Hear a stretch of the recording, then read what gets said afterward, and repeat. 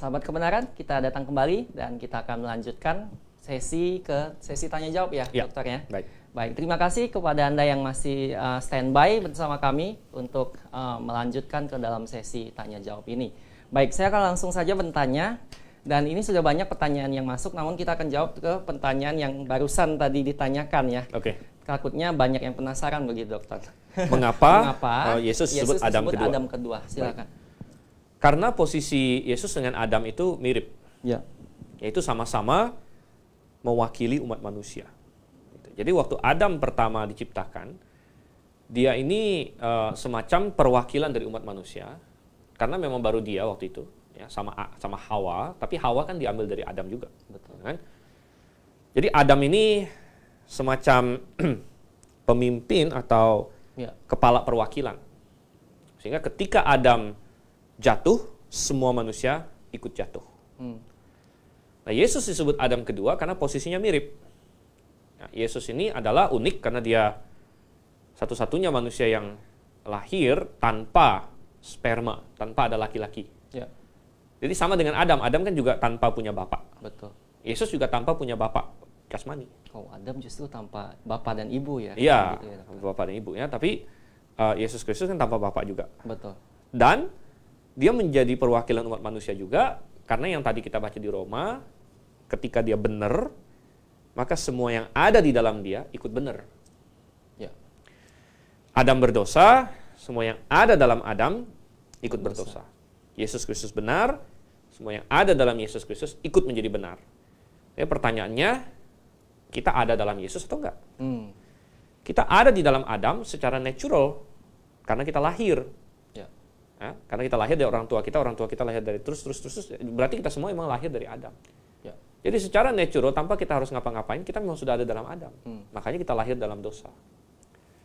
Nah, bagaimana bisa berada dalam Yesus? Nah, itulah yang disebut lahir rohani. Ya. Lahir fisik membuat kita berada dalam Adam, lahir rohani membuat kita berada dalam Yesus.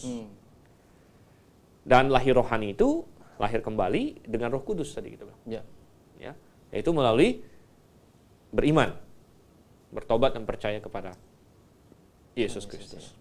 Baik. Terima kasih. Saya rasa cukup menjawab. Baik, kita akan langsung ke pertanyaan dari pemirsa sekalian, sahabat kebenaran.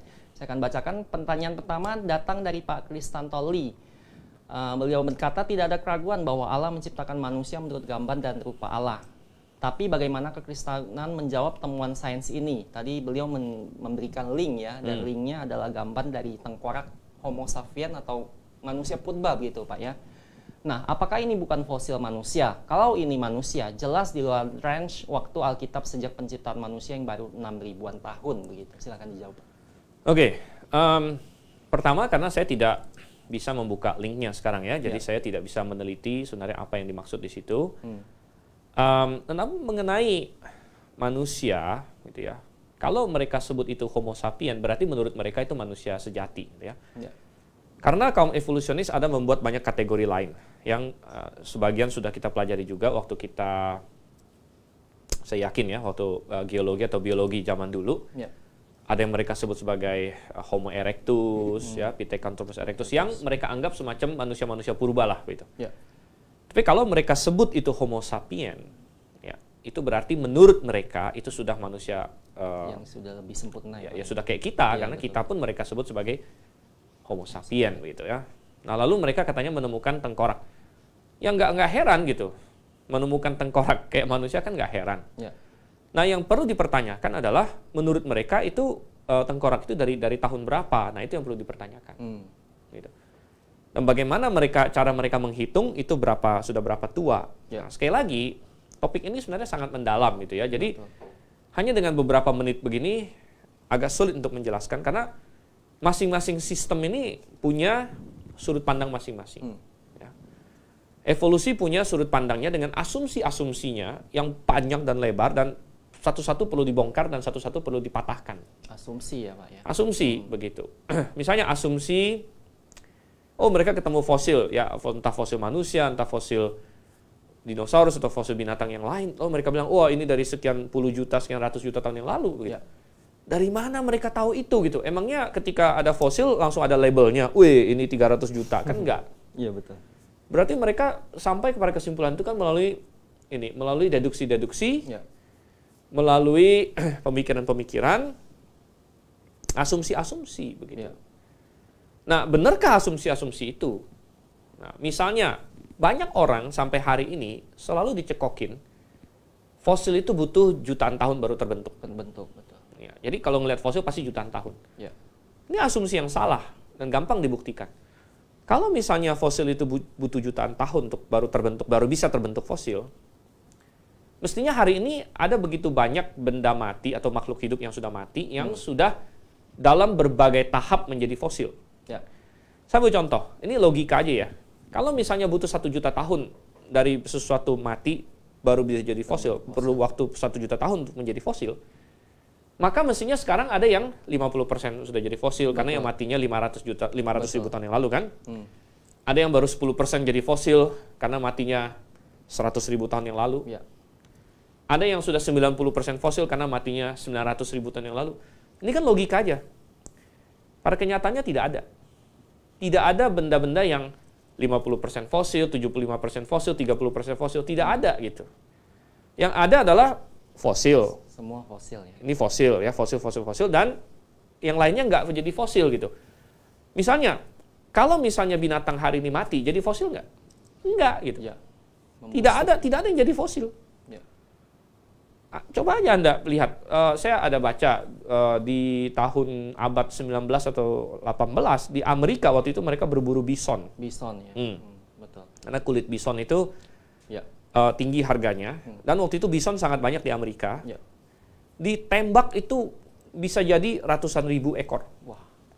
Dan karena yang dicari itu cuma kulitnya, banyak itu cuma dikulitin, lalu dagingnya dibiarkan. Artinya mayatnya dibiarkan. Ya.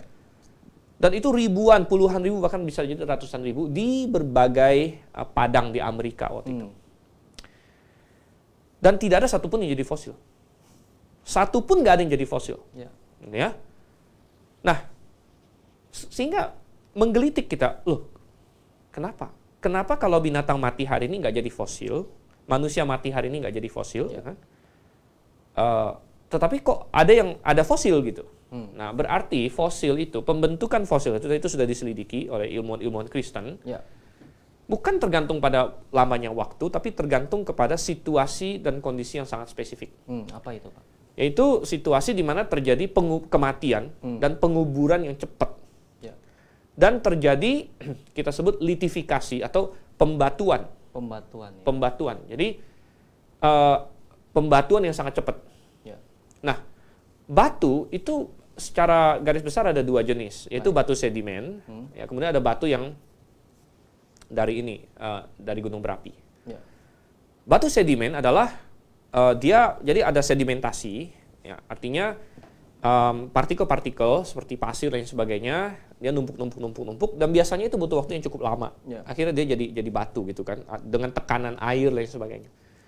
Tetapi kalau tekanan air itu sangat besar, ya, sedimentasi ini bisa terjadi sangat cepat. Dan ada satu peristiwa yang sangat cocok untuk itu, yaitu air bah Nuh. Air bah Nuh. Ya. Jadi dari sudut pandang sains Kristen, sains penciptaan, mayoritas fosil yang terjadi hari ini, yang kita lihat hari ini, maksudnya, itu adalah terjadi dengan cepat pada saat terjadinya air bah Nuh.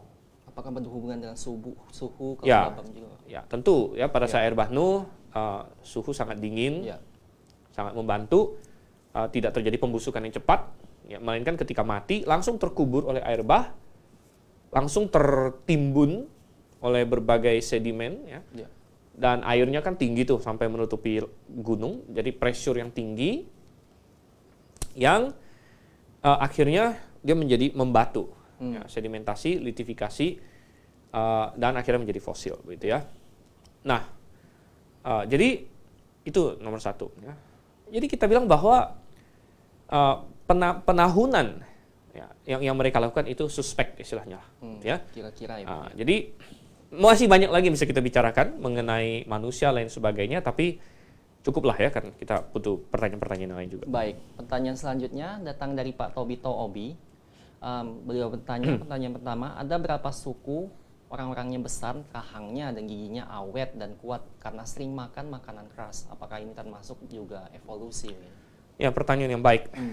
Ya, selamat sore juga ya Pak Tobi. Ya. Jawabannya adalah ini bukan evolusi yang dimaksud oleh teori evolusi. Ya. Yang kita tentang dalam teori evolusi adalah paham bahwa dengan perubahan perlahan-lahan, satu jenis makhluk hidup bisa berubah menjadi jenis yang lain. Dan jenis yang kita maksud dengan jenis ini adalah jenis yang pertama Tuhan ciptakan. Ya. Karena waktu Tuhan pertama ciptakan itu kan Tuhan menciptakan katanya misalnya makhluk-makhluk hidup masing-masing sesuai dengan jenisnya. Betul.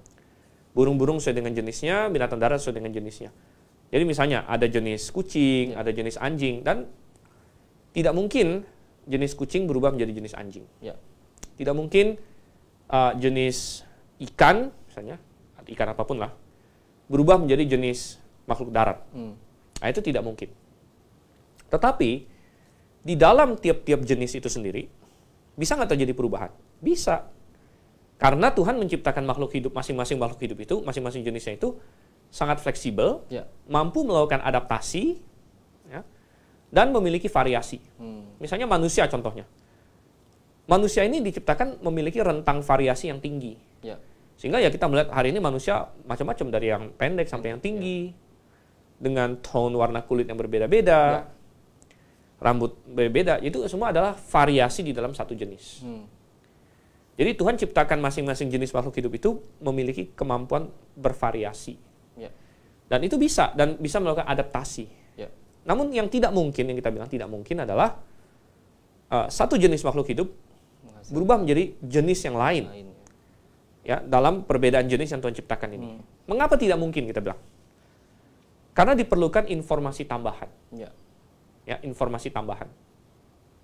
Misalnya evolusi berkata dari reptil menjadi burung. Kita bilang ini mustahil. Kenapa reptil mustahil menjadi burung? Karena memerlukan informasi tambahan, blueprint. Bagaimana cara membuat sayap dengan bulu. Itu semua kan informasi yang sangat kompleks yang ada dalam DNA. Lalu mereka bilang mutasi. Mutasi itu adalah kecelakaan.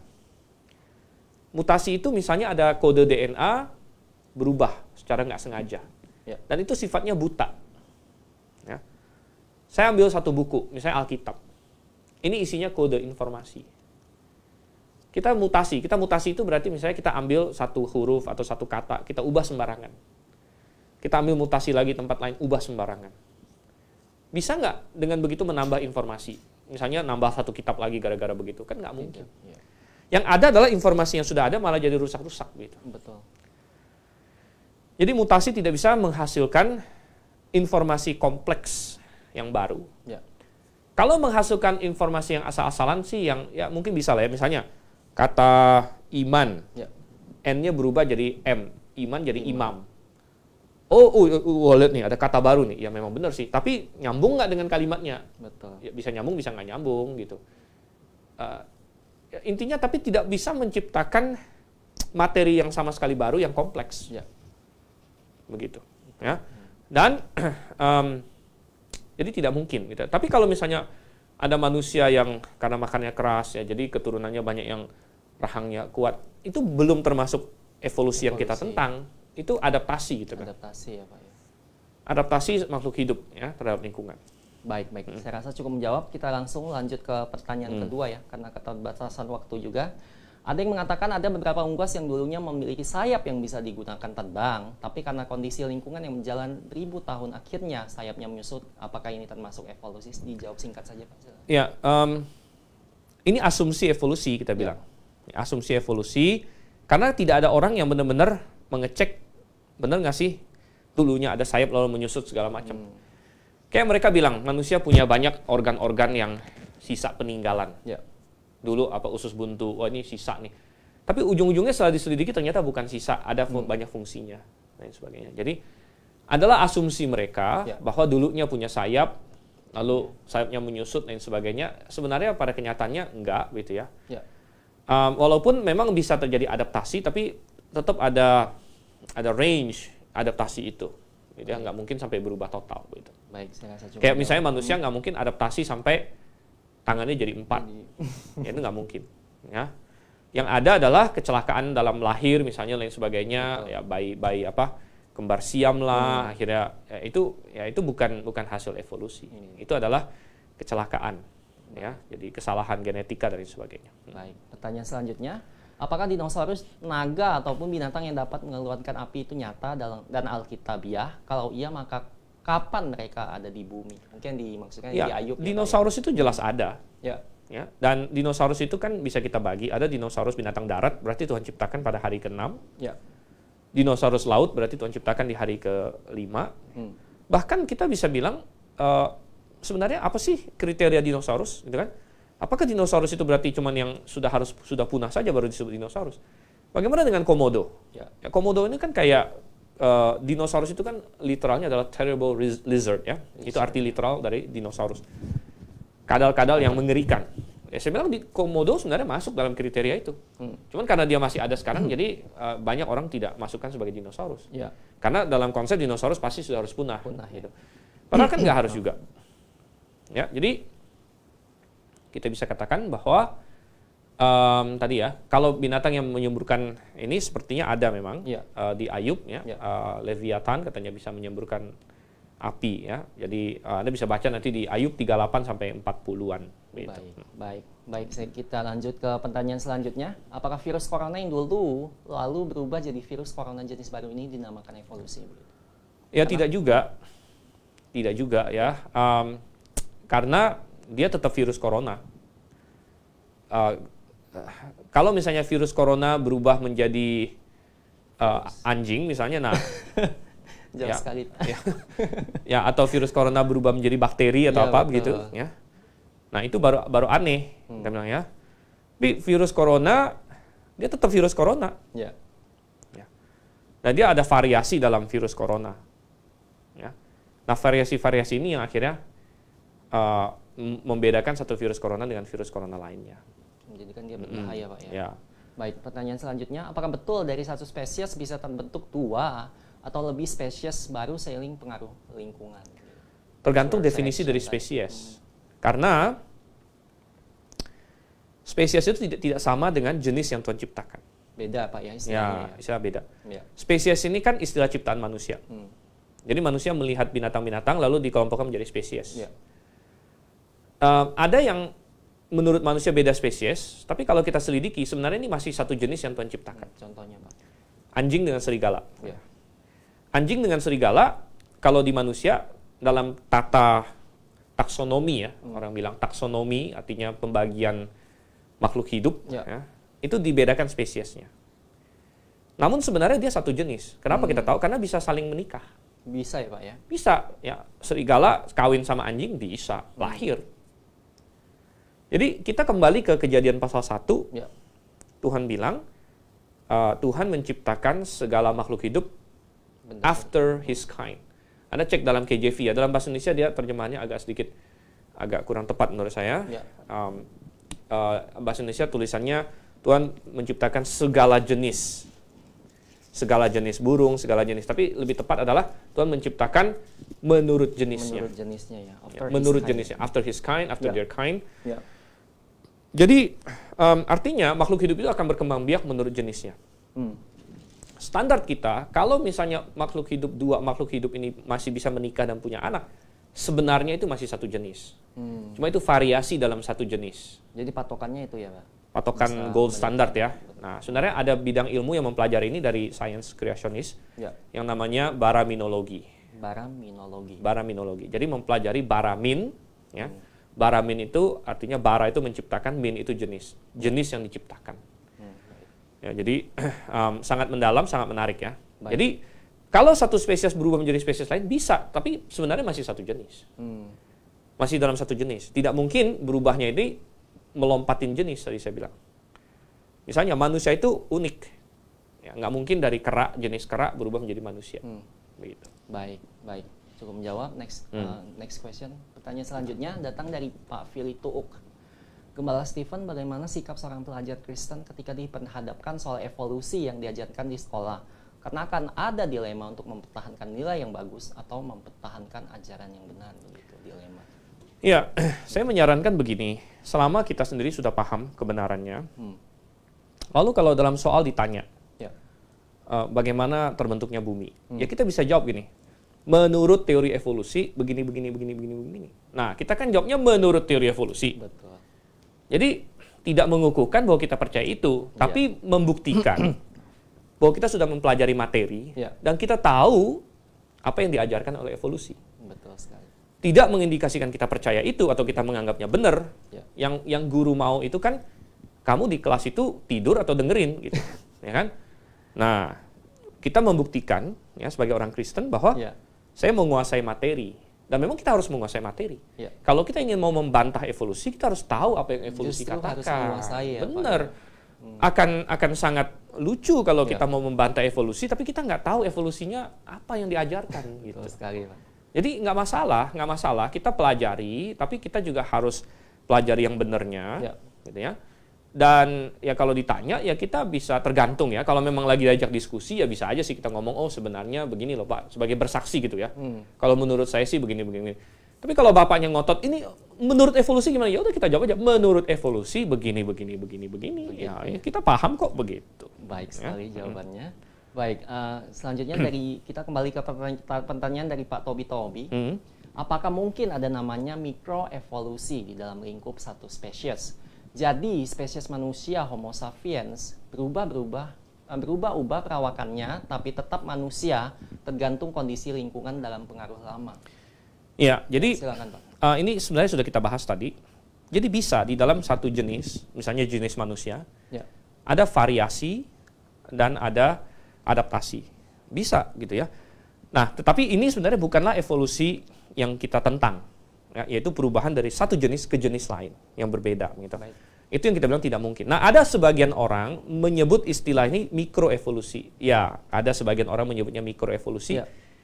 Namun para saintis Kristen kreasionis belakangan banyak yang tidak terlalu suka pakai istilah mikroevolusi karena potensi membingungkan antara evolusi yang ditentang dengan yang terjadi ini, gitu. Karena yang terjadi ini adalah adaptasi dan variasi dalam satu jenis. Gitu. Baik, terima kasih Pak. Itu mungkin pertanyaan terakhir ya Pak ya, karena keterbatasan waktu kita juga, jadi kita mencoba untuk konsisten ya Pak ya.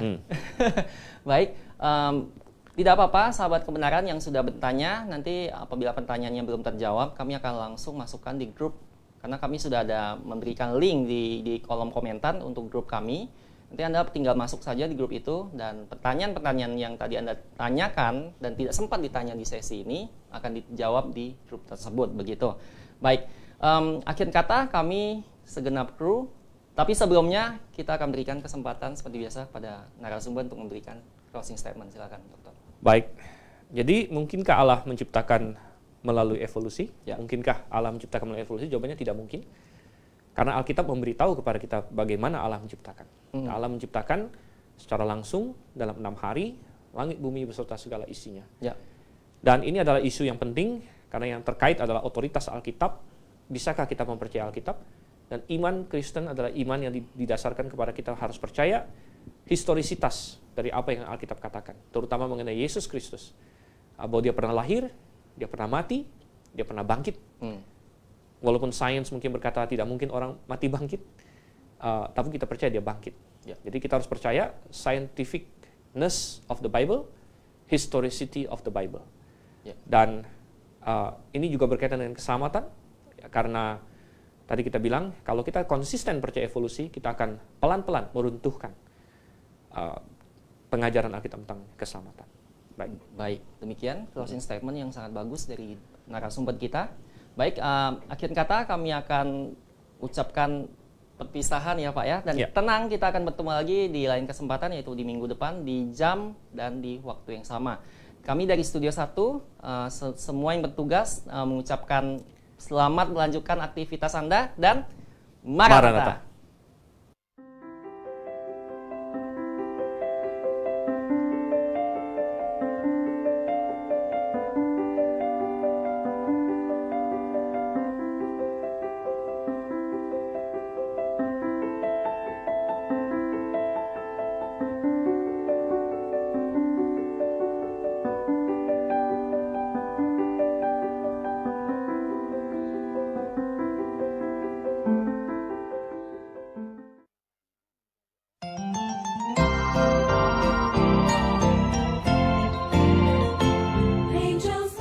Halo semuanya, bagi Anda pencinta buku-buku rohani Kristen, kali ini kami memperkenalkan satu buku terbitan terbaru dari Grafe International Theological Seminary yang ditulis oleh Dr. Stephen N. Stanley dengan judul Kerajaan yang Dijanjikan. Nah, saya akan bocorkan sedikit isi dari buku ini ya. Penjelasannya seputaran janji kerajaan dalam Perjanjian Lama dan Perjanjian Baru. Kapan pengangkatan terjadi? Apa itu tribulasi? Penjelasan penghakiman sangkakala, penghakiman cawan, kembalinya Kristus ke bumi, dan penghakiman-penghakiman lainnya. Dan tentu masih banyak lagi penjelasan-penjelasan penting di dalam buku ini. Buku ini menyajikan kepada pembaca sekalian melalui pembahasan yang alkitabiah. Dengan pemaparan yang induktif, apa isi dari pengharapan umat Allah sepanjang zaman dari Perjanjian Lama hingga Perjanjian Baru. Bagi Anda yang tertarik dengan buku ini, harganya terjangkau loh. Anda dapat hubungi di toko buku Grafe di 02164714156 atau di nomor 081315863518.